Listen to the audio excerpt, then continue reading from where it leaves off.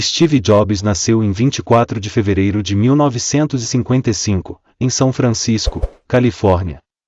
Ele foi colocado para adoção por seus pais biológicos, John N. Sieb e Abdul Fattah Jandali, e foi adotado por Paul e Clara Jobs. Seus pais adotivos deram a ele uma infância estável em Palo Alto, no coração do que se tornaria o Vale do Silício. Desde cedo, Jobs mostrou interesse por eletrônica e inovação. Ele cresceu em uma comunidade cheia de engenheiros, onde era comum desmontar e montar dispositivos. Essa curiosidade o levou a desenvolver um espírito criativo e empreendedor. Steve Jobs frequentou o ensino médio em Cupertino, onde conheceu Steve Wozniak, um jovem talentoso em engenharia. Os dois logo desenvolveram uma amizade baseada em seu interesse comum por eletrônica. Embora Jobs fosse visionário e criativo, Wozniak tinha habilidades técnicas extraordinárias, formando uma parceria complementar. Depois de terminar o ensino médio, Jobs ingressou no Reed College, em Portland, Oregon. No entanto, ele abandonou a faculdade após apenas um semestre, pois achava que não valia a pena o alto custo. Mesmo assim, ele permaneceu no campus por mais algum tempo, frequentando aulas de caligrafia e filosofia que moldariam seu senso estético e de design mais tarde. No início dos anos 1970, Jobs trabalhou brevemente para a Atari, uma empresa de videogames. Ele também fez uma viagem espiritual para a Índia, buscando autoconhecimento e inspiração, e adotou práticas budistas que influenciaram sua abordagem à vida e aos negócios. Em 1976, aos 21 anos, Jobs cofundou a Apple Computer na garagem da casa de seus pais, junto com Steve Wozniak e Ronald Wayne. O primeiro produto da empresa, o Apple I, era um computador pessoal feito para entusiastas de tecnologia. Embora rudimentar, ele marcou o início da revolução dos computadores pessoais. O verdadeiro sucesso veio com o lançamento do Apple II em 1977, um computador mais acessível, com interface gráfica e design atraente. O Apple II tornou-se um dos primeiros computadores a alcançar sucesso comercial em larga escala. Apesar do rápido crescimento da Apple, Steve Jobs enfrentava desafios pessoais e profissionais. Ele tinha uma personalidade intensa e exigente, o que gerava atritos com colegas e parceiros. No início dos anos 1980, Jobs teve um papel crucial no desenvolvimento do Macintosh, um computador que revolucionaria o mercado com sua interface gráfica amigável e o uso de um mouse. No entanto, disputas internas na Apple levariam a uma grande reviravolta na vida de Jobs, que será explorada na parte 2.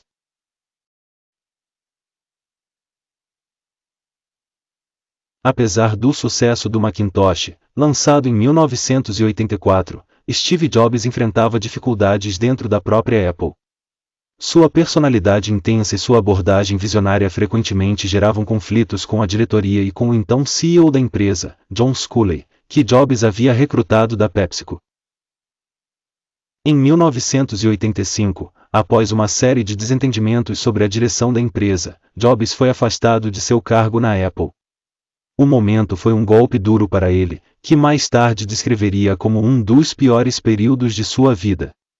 No entanto, Jobs também enxergou nisso uma oportunidade para recomeçar. Após deixar a Apple, Jobs fundou a Next Inc., em 1985, uma empresa voltada para a criação de computadores voltados a universidades e instituições de pesquisa. Apesar de tecnologicamente avançados, os produtos da Next eram caros e não tiveram grande sucesso comercial. No entanto, o software desenvolvido pela Next acabou se tornando crucial anos depois, servindo de base para o sistema operacional MASUS. Paralelamente, em 1986, Jobs adquiriu uma pequena divisão de computação gráfica da Lucasfilm por $10 milhões, renomeando-a para Pixar Animation Studios. Sob a liderança de Jobs, a Pixar produziu o primeiro longa-metragem de animação totalmente feito por computador, Toy Story, em 1995. O filme foi um sucesso monumental, tanto de crítica quanto de bilheteria, estabelecendo a Pixar como líder no mercado de animação.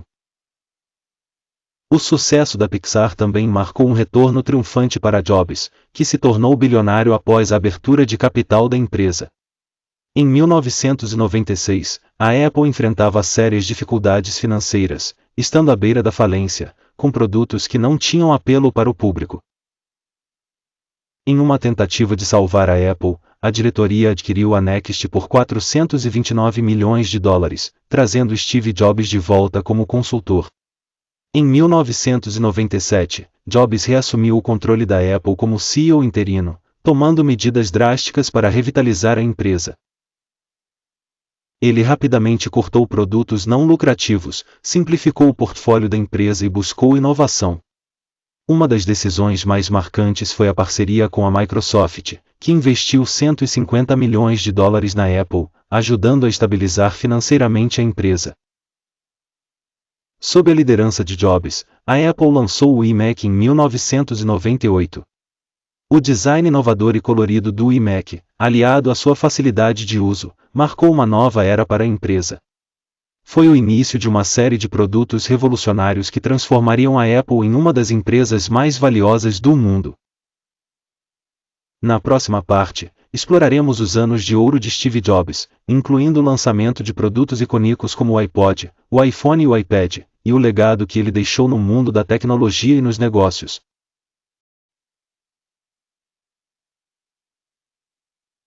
Com o lançamento do iMac em 1998, a Apple começou a recuperar sua posição de destaque no mercado de tecnologia.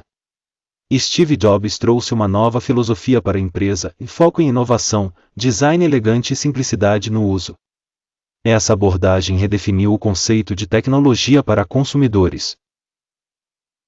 Sob sua liderança, a Apple não apenas criou produtos, mas também mudou indústrias inteiras. Jobs acreditava que a integração entre hardware, software e serviços era essencial para oferecer experiências excepcionais. Essa visão levou ao lançamento de produtos que moldaram o século XXI. Em 2001, Jobs apresentou o iPod, um dispositivo portátil de música que cabia no bolso e podia armazenar milhares de músicas. Ele não foi o primeiro MP3 player, mas foi o mais elegante e fácil de usar. O iPod foi acompanhado pelo lançamento do iTunes, que mudou a forma como as pessoas consumiam música. O impacto foi imenso e a Apple não apenas dominou o mercado de tocadores de música, mas também transformou a indústria musical, forçando gravadoras a repensarem seus modelos de negócios. Em 2007, Steve Jobs revelou o iPhone, que combinava telefone, iPod e navegador de internet em um único dispositivo. Sua interface baseada em toque e o ecossistema de aplicativos revolucionaram completamente o mercado de smartphones. Mais do que um produto, o iPhone mudou a forma como as pessoas se comunicam, trabalham e interagem com o mundo digital. A introdução da App Store em 2008 consolidou o iPhone como uma plataforma poderosa.